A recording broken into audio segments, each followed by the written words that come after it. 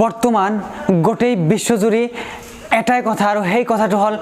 corona virus আৰু corona virus আহি বৰ্তমান আমাৰ ভাৰতবৰ্ষত এটা ভয়ংকৰ ৰূপ ধাৰণ কৰিছে কাৰণ ইতিমধ্যে ভাৰতবৰ্ষত কৰোনা ভাইৰাছত আক্ৰান্ত হোৱা মানুহৰ সংখ্যা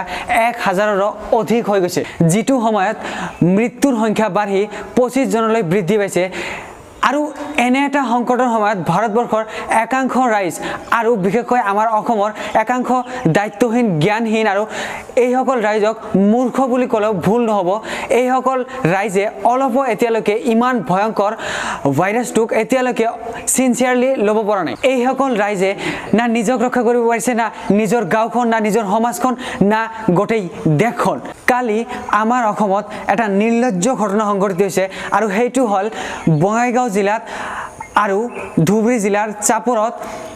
এনেকুৱা সংকটৰ সময়ত অৰ্থাৎ গোটেই ভাৰতবৰ্ষত লকডাউন থকা সত্ত্বেও একাংশ ৰাইজে বজাৰ দোকান পোহাৰ খুলি সেই বজাৰসমূহত ভিৰ কৰি আছিল আৰু যাৰ কাৰণত পুলিচে বাধা প্ৰদান কৰাত একাংশ মূৰ্খ দায়িত্বহীন ৰাইজে সেই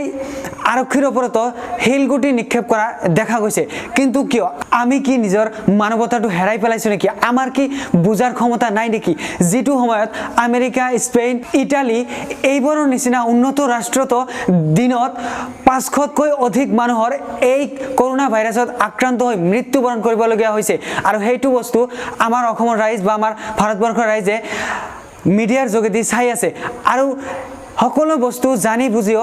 আমি কিয় নিজক সুৰক্ষিত কৰিব পৰা নাই আমেৰিকা ইটালী স্পেইন এইবোৰ টপ 5ত মেডিকেলত উন্নত হৈ আছে আমাৰ ভাৰতবৰ্ষত মেডিকেলত 240 নম্বৰত আছে তেনেহলে এবাৰ ভাবি চাওক যে আমেৰিকা ইটালী স্পেইনৰ নিচিনা দশা যদি আমাৰ ভাৰতবৰ্ষত আৰু অথচ আমাৰ অসমত যদি এনেকুৱা অৱস্থা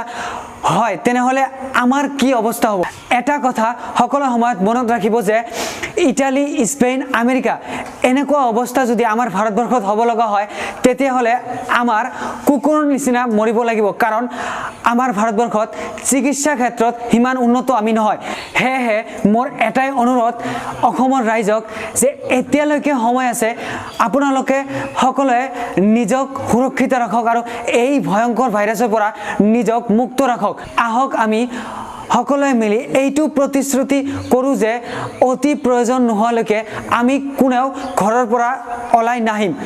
আৰু আমি সকলোৱে এই ভয়ংকৰ ভাইৰাছৰ সৈতে যুঁজি থাকোঁ অৰ্থাৎ নিজক এই ভাইৰাছৰ পৰা সুৰক্ষিত ৰাখোঁ অৰ্থাৎ সকলো সময়তে নিজক ঘৰৰ মাজত আবদ্ধ কৰি ৰাখোঁ এয়াই মোৰ বিনম্ৰভাৱে অনুৰোধ